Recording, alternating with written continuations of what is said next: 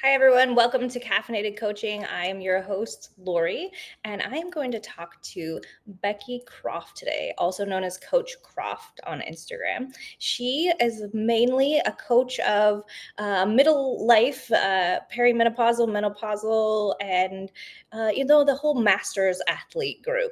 I'm excited to talk to her today as we're recording, is the day before Thanksgiving, and she is an Indigenous runner as well. And so we're going to talk a little bit about that. Also, be sure to check out our other shows on the Everyday Athlete Podcast Network.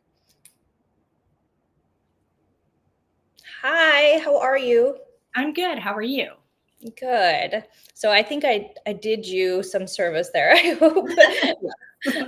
You mainly coach, or are you focused on coaching masters athletes, perimenopausal, menopausal, and that group of people. Is that right? Yes. So I have a roster full of athletes of all kinds of ages and abilities, but my primary focus is on masters in menopausal. That is awesome. And you know what? That is great that we are recording today.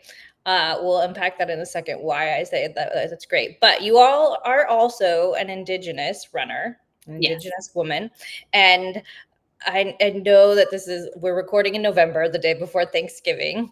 And so you probably have your own feelings about that. I try to be very respectful. Like, I'm from Washington State, which we tend to recognize that we are running on, native land.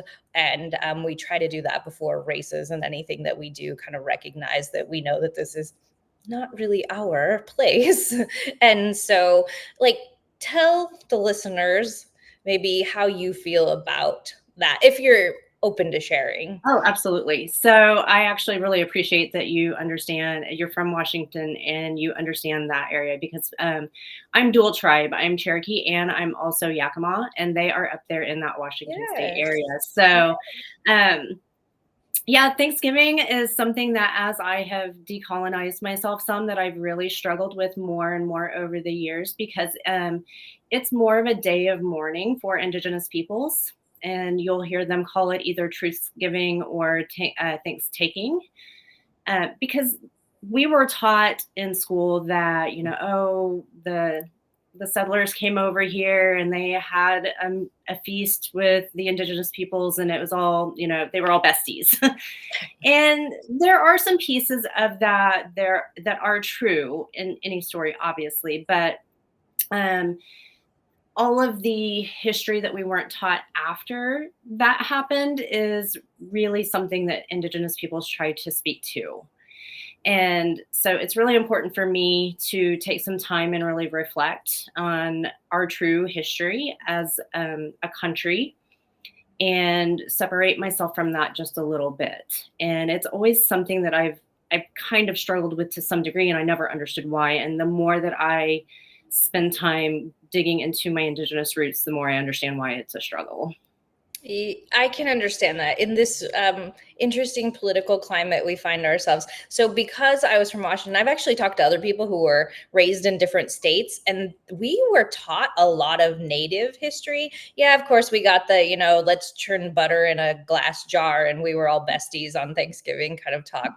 But we also learned a lot of, I think, like, more Native history of, like, the types of houses that Native people, like houses, I guess you should kind of quote unquote, and just kind of more about their lives before we. And so I talked to other people who were raised around the country, and they were like, what, you were taught about that?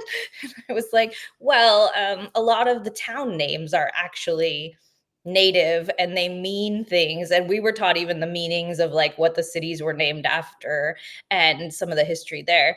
But I think it's important that we recognize, and now, like I mentioned, with the interesting political climate we find ourselves, I am native German, the large, like, I actually have a big, thick genealogical book of, like, I was raised by the migrants from my family here. And I feel a way about, like, the things that are happening right now, kind of that are paralleling some of Germany's not so great history. And so I know this show is not necessarily about all of the history, but I did just want to recognize that you do talk a lot about that on social media, and I appreciate that. And I think that we need more spaces for Indigenous runners, and we need to recognize that more and more. So I just wanted to kind of bring that up, especially.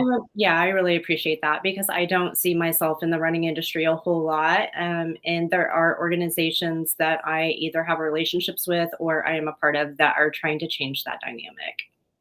I would love to be a part of that. And that's kind of what we do at Run Try Mag, is we are trying to represent all of the different groups that we don't necessarily see at start lines. Or for myself, I work in business, and so we don't necessarily see. We were talking about like running and endurance sports companies, entrepreneurs yesterday. We were talking about that, and there's only about like 8% that are Black, like I think 1% or 2% Hispanic. It's still primarily white owned businesses and entrepreneurships. And so that kind of makes me sad. And so I am doing my doctorate kind of on how we include more people into things. And so that gets me to kind of why it was also perfect that we did this discussion today, because you were one of my cheerleaders yesterday for posting something that I was kind of like, I don't really want to necessarily have this conversation with the world, but also I think it's important. And that was what do we feel like hitting mid 40s, being female or male? I think that, males go through their own set of, we have a whole separate podcast for male mental health. But when we as females, either like you had a hysterectomy early on, probably. I had one in my 30s. So, we're getting interesting comments on the side. Feel free to address them if you see any that make you want to address them. But yeah, so I had a hysterectomy in my 30s, which I don't typically talk about. And then I got kind of mid 40s, and a whole new string of things kind of went, oh, I don't know that I like it here. So can you talk about how you help like athletes and that kind of navigate that? Yeah, again, it's another thing that we don't really talk about and we don't see a lot in the running industry. And I also was in my 30s when I had the hysterectomy. I had a long battle with endometriosis that led me to the decision of having the rest of my reproductive organs removed because I already lost about half of them along the way. And being a runner, like I gauge my fitness and my mental health and everything around running. And I didn't have a long history with running as a child or in school. I wasn't a collegiate athlete, anything like that. I came to it later in life.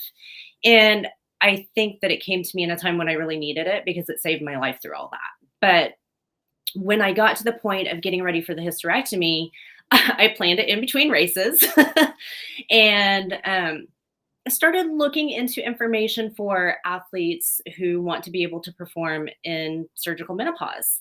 And I wasn't able to find anything. So my hysterectomy was in 2016. This has been a little while ago. Stacy Sims wasn't on my radar, nor was anyone else.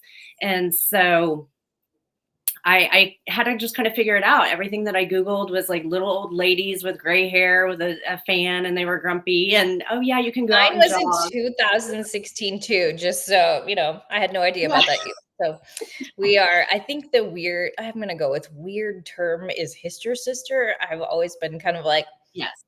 that's a new one, but sorry, I did not mean to interrupt, but 2016, No, but that's exactly what it led me to was the website Hister Sisters, and there was no talk about athletes or performance in running on that website, and so I felt really alone, and I wasn't speaking about my journey at that point. It felt very vulnerable, very uncomfortable. Most of my friends and family didn't even know what I was going through or why I was having surgeries. And so I finally, once I got through the process of the hysterectomy and recovered from that, started searching even more for resources so that I could perform. And I couldn't find them. So I kind of just resolved to the idea that I was going to have to become that resource for other women because if I needed it, someone else did too. That is so true because I did the exact same thing and I planned mine kind of between races too. Like I knew I needed one. I had a different kind of way I came to it, but I knew I was in a lot of pain and I did not want to get pulled from I was on a training run and I did not want to get pulled from this half marathon that I was pretty sure I was going to PR. And so I ignored going to the doctor or the hospital, despite the fact I was like falling down in the street, like Oh crippled my over in gosh. pain, and doubled over, crippled over. Yeah, it felt really crippling at the moment. But I was like, I'm not going to the doctor because they're going to tell me I needed emergency surgery or something horrible, and that I can't go run this race. And so I avoided it until I came back from the race, and then finally went to the doctor, and they were like, "You're bleeding internally. Did you Oh my not realize?" gosh. And I was like, oh, well, that's unfortunate. Can we do something about it now? So, yeah, I had surgery to fix that. It actually, mine turned out kind of worse than they planned and worse than a lot of other people's because they found when they went to do it, laparoscopically, that it was too complicated. I had too much scar tissue and stuff going on. And so they had to revert to an open, full abdominal hysterectomy. Oh So my it gosh. was even more like, I don't know if you want to say traumatizing. It was more recovery, that's for sure. But there was no one out there talking about it. And ironically, I didn't really mention that in the post I made yesterday, but that's exactly when I started that Instagram account because no one in my family really understood, and I wanted like a new place away from like my friends and family that I had to navigate this new life, I guess, like with running and everything. So that's how I ended up with the Instagram that I have now. There were no resources. So so glad you have become a resource for women going through that. And just perimenopause, probably non surgically too. I'm sure you're working with people or just Oh, for naturally sure. coming into it. And what I explain to them whenever we talk is that I absolutely understand a good portion of what they're going through. I mean, we've not had the same experiences or the same symptoms, or we haven't arrived there the same way, but I've likely already been through a lot of the things that they've already been through. I joke and say that I was prematurely old. So I have all the old lady issues, but I've learned how to navigate them, or I have tools and resources and connections that can help them with them. And they don't have to suffer quite as much as like we did. Yeah.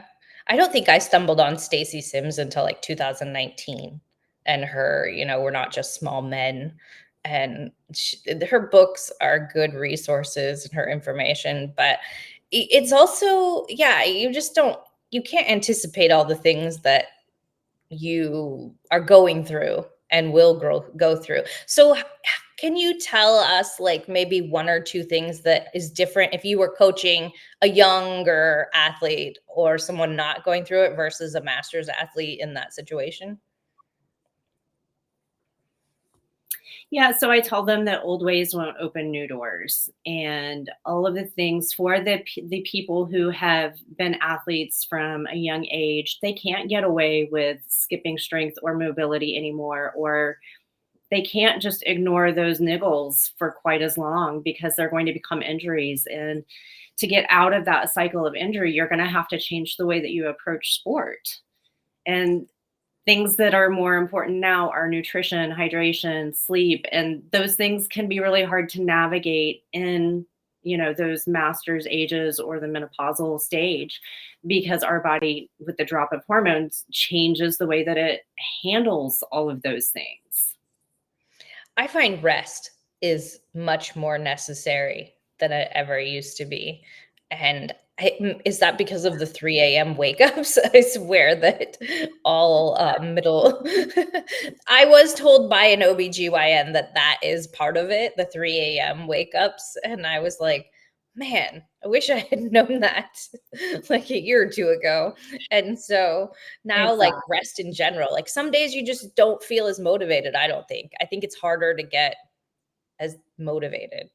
Do you find that? It really is. Loss of mojo is one of those things that's really hard to navigate. And it's something that I really struggled with at one point. Um, and I was already in the place where I was getting hormone replacement therapy, but we were still really trying to find that happy balance for me. And even though I'm a marathoner, I couldn't force myself to get out the door and go for like a 3-mile easy run, or, I used all of my tips and tricks to try to get out the door and they weren't working. So I went to the endocrinologist after I had heard some menopause podcasts and things, and we looked at my hormone levels, and come to find out my E2, which is one of the estrogens, was almost undetectable. It was really low. So that was the problem. It wasn't me, it wasn't my motivation, anything that I could overcome easily on my own. It was something that I needed a little bit of extra help with. And once we adjusted my hormone levels, I was just like, okay, I'm going to go do my run now. It's no big deal. So there's a little bit of a hybrid approach that you need to take with things. Sometimes maybe it is outside of your control. I think that's probably true. Especially the hormones just are outside of your control. And so I'm going to unpack this right now. I don't think there's anything wrong with using HRT. There are people who are like hormone replacement. You should eat right and exercise. Oh, okay, that's great. That's been a part of my life for a long time, but this is a different situation. That nothing's changing no matter how much I want to go exercise or I'm eating right. Like things just aren't exactly the same. So I think that it's one of those things that is taboo, hormone replacement, and people don't want to, like, they either want to be judgy about it or they don't want to say that they do it. And I don't think there's anything wrong with it. If it helps you, I think it's worth doing.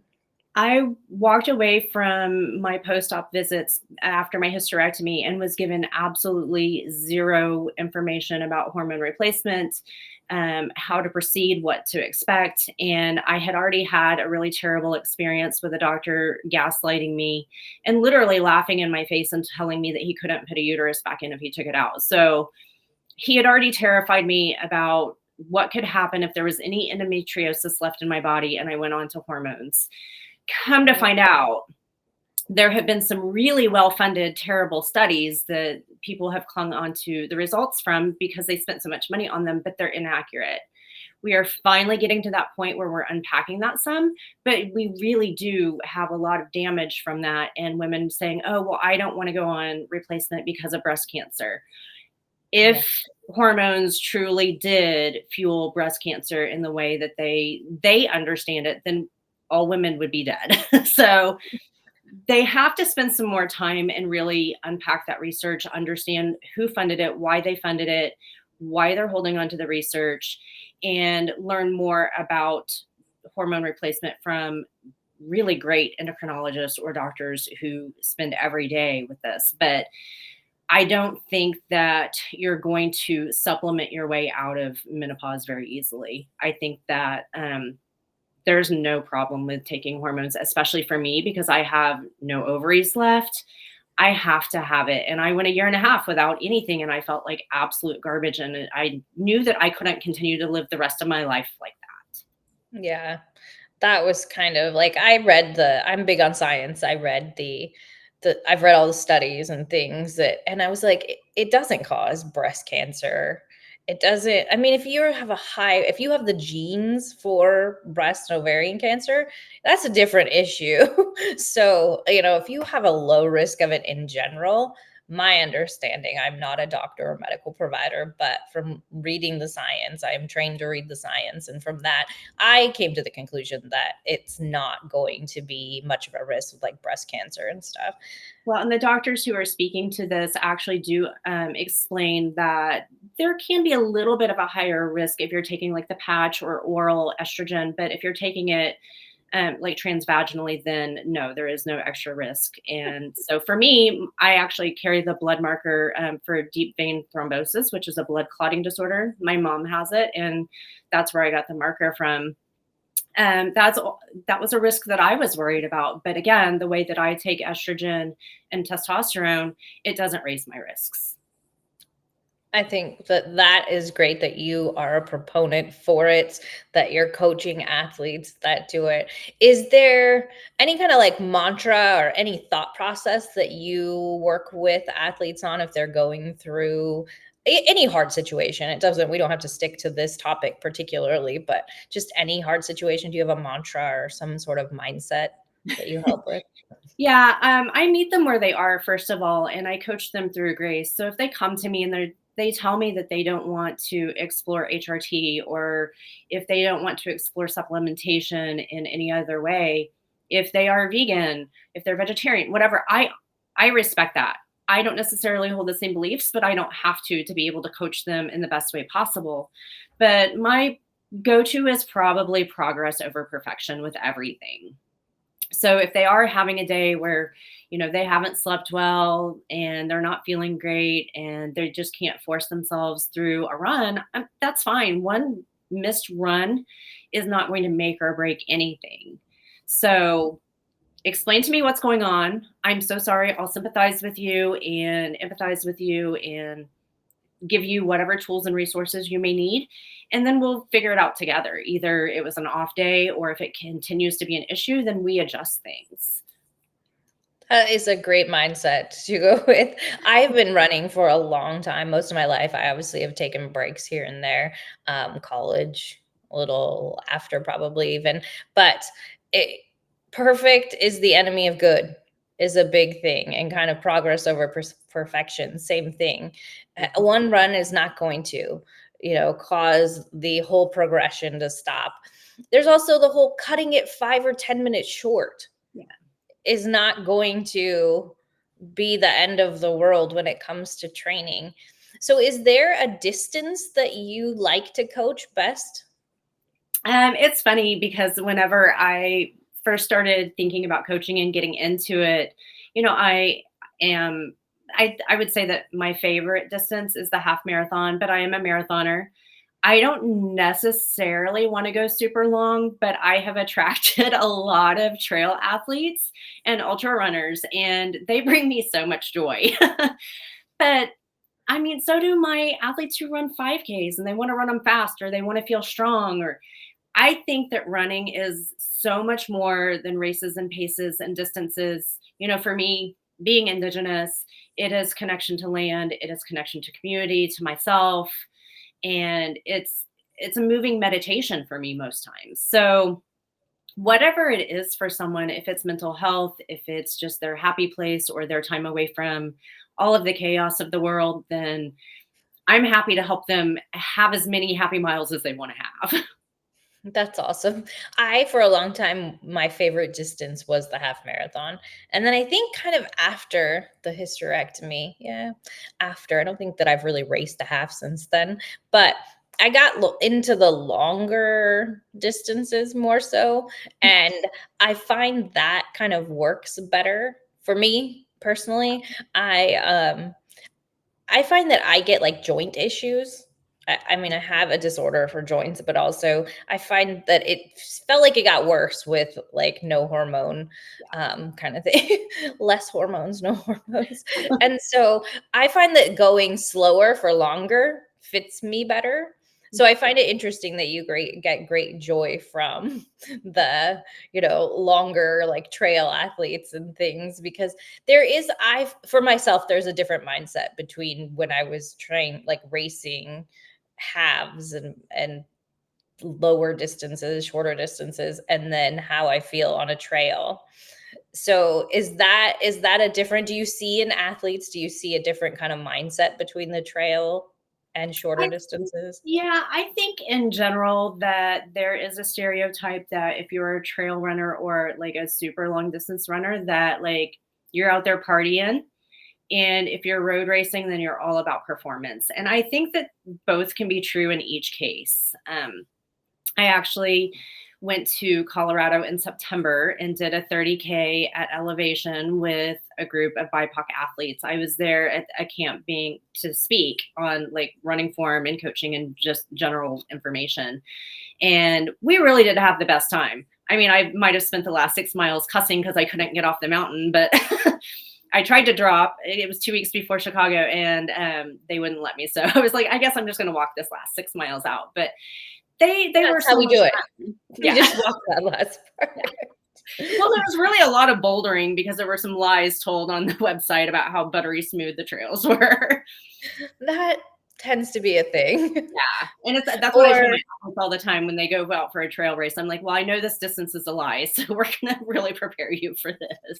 I do that, like, this distance is a lie, and I Mhm. also do quite honestly, like, the trail is probably a lie, like, maybe 75% of it is buttery smooth, and then, yes, you're climbing over rough rocks and stuff, but my favorite is, like, the distance is a lie. So you signed up for a 30K, sorry you're going 35K, and it's not one of those, my Yeah, GPS measured it differently because of the tangents. It's just literally when so you do trail races, they're measured a little bit shorter or a little bit longer than they actually tend to be, just the distance of the trail. Because you can't say it's like, it's 28.5K. It's not, it's just easier to say it's 30K, or you can't say it's yeah. 32.7K. You're just going to say 30K. So Or I if have you a get lost and miss some markers, then yeah, you've gone longer than you intended to. I am always I have funny stories about trail races. One, in regarding the lost and the markers. I was not lost. However, I had run this race one other time, and it was at least it was a year prior. And at the time, I never found myself alone on the trail. Well, the second year, it felt like there were less people. But anyway, I found myself alone, like with a pack behind me, but the Mhm. pack in front of us had definitely gone way on to where you couldn't see or hear them anymore. But I got to this one point and I was like, I can't remember. I think we go up this way, but I can't remember. There's a trail over here. And one of the people behind me just kind of like, we kind of stopped. And I was like, do you know if we go this way or this way? And she was like, I was following you. No. I'm going to be the first person to tell everyone, do not follow me in a trail race. I did a 1 mile loop for 12 hours. And I would like to say that it was at, hour 11 when I went off trail. But I'm sorry to say it was like in the very beginning when I was fresh No. and I was on like lap 3 or something. And there was like, I just was like minding my own business, having a nice run. And all of a sudden I'm in a field off the trail, Oh, and no. this was like a one. So like I'd be the first person to tell you, do not follow me in a trail race. I Same. have had people use me as a rabbit in the dark, and I can see the line of headlamps behind me, and I'm like, God bless those people for following me. I did that in my first trail run, actually, which was here in Tulsa. And I was following a girl. And we did probably, it was as many loops as you want to do. It was like a charity race. And so I did 2 loops and I was like, we were so lost. We were nowhere near anybody else. And I was like, yeah, no, two's good for me. I'm done. I have to give you props for the elevation race, because I tried to race in Ouray, Colorado, which is not the highest of high for everyone listening. It's not the highest of high points in Colorado, but it is an elevation. And I had had surgery not long before that, and I was trying to do a backyard ultra, and I had never done a backyard ultra before. And let me tell you how much I do not like that type of race, that format. But I was also like, I was looking at everyone that was there that like was from the area, and I was like, why is there no air here? like, like I don't like this. Why is there no air? So I am proud to say I took DFL. I just dropped after the first loop. I was like, I don't care that I'm the first person to drop. I never want to run another backyard ultra ever. I find it to be have you ever run one? No, and I have no interest. Yeah, I it's like putting stress on stress for no reason, because you're like, yeah, all I need to do is like these 15-minute miles, like that's fine. And but then you start overthinking it, and I have a habit of overthinking anyway, but you start overthinking it to the point where you're like, okay, well, if I get in at 12 minutes, then I have this much time, and it's a 4.2-ish mile loop Oh, on the runner's mouth official. gets real sketch then. Yeah, runner's math gets real sketch when you have no air too. Yeah. And so then I'm like, I need this much time to refill my water, and I'm like, why am I stressing myself out about running a 4 mile loop over and over again? I'm like, this is not for me. No. And so I dropped at that, and I have a picture of the medal. I don't know if I still have the medal anymore. It says, you're a D, and everybody's a DNF who's not first place. Well, on Oh, yeah. top of that, I really wanted them to write DFL on mine because I was so proud of being the first person to drop out.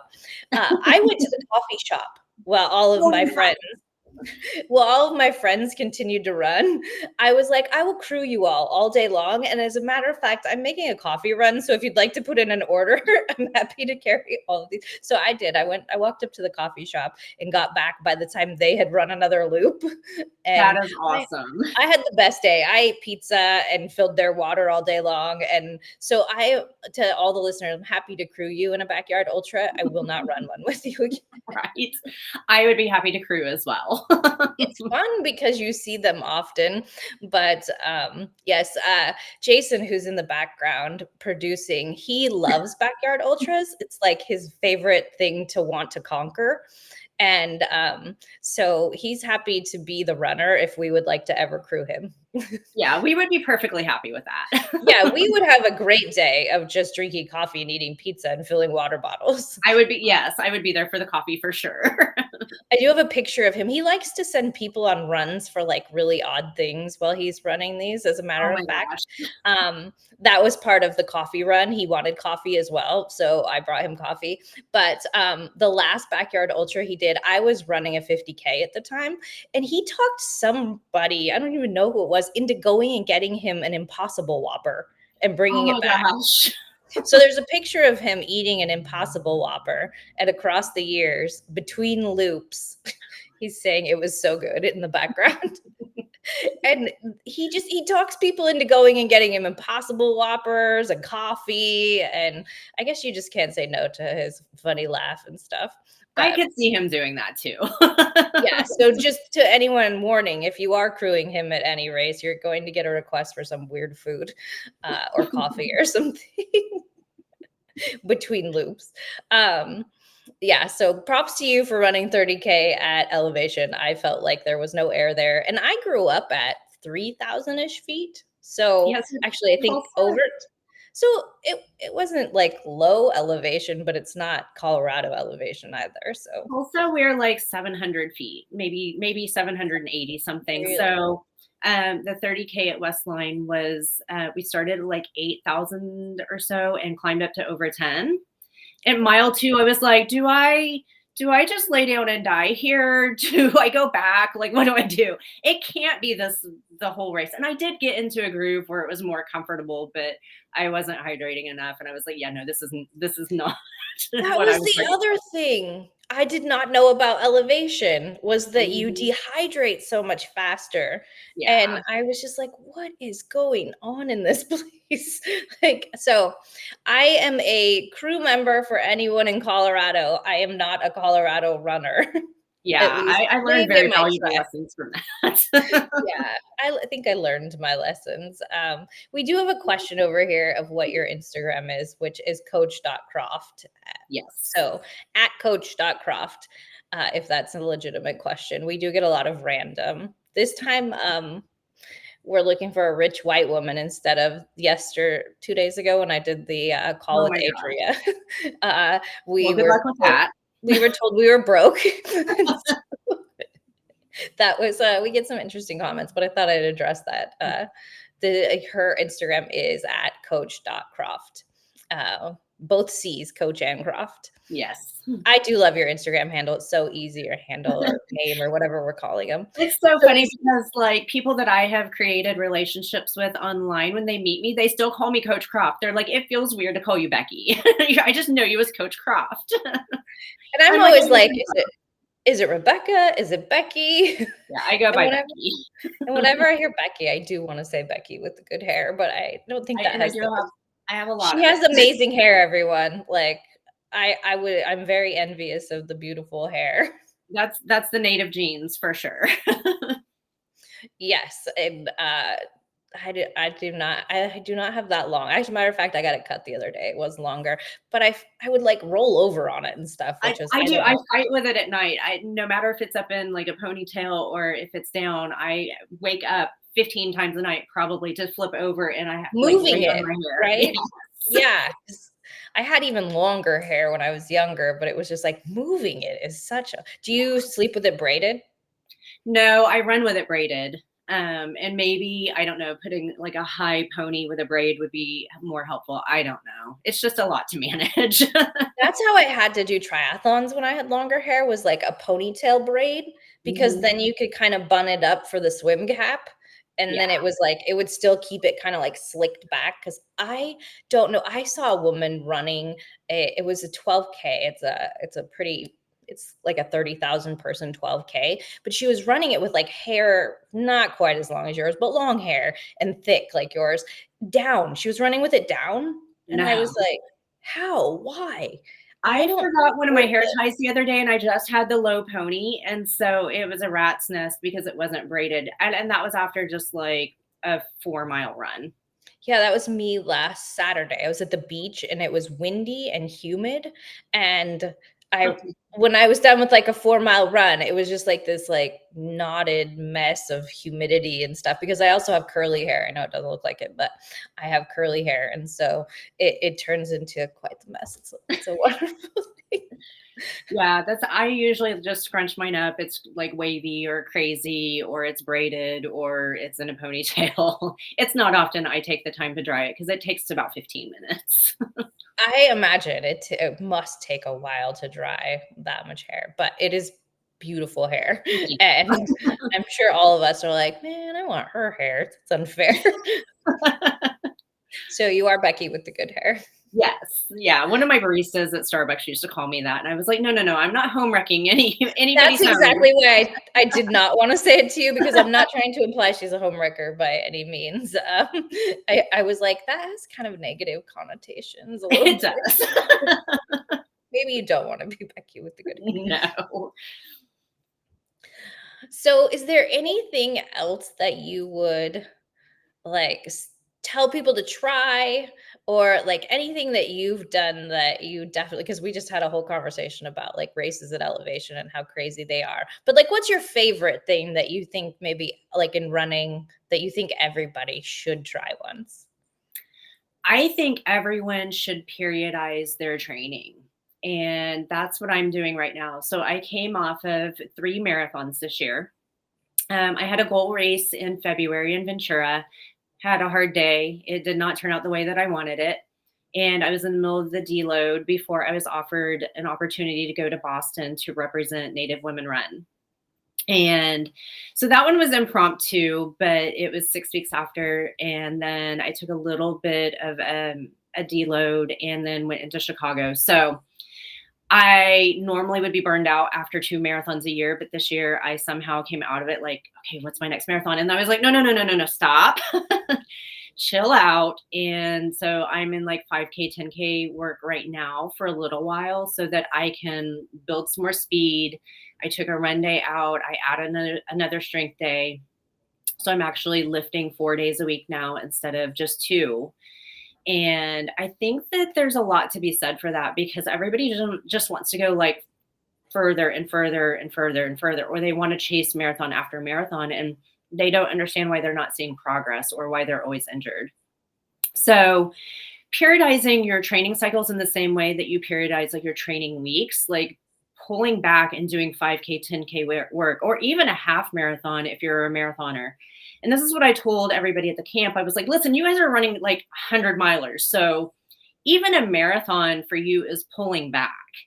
Pull Yeah. back to a half or, something. You don't have to do the 5K.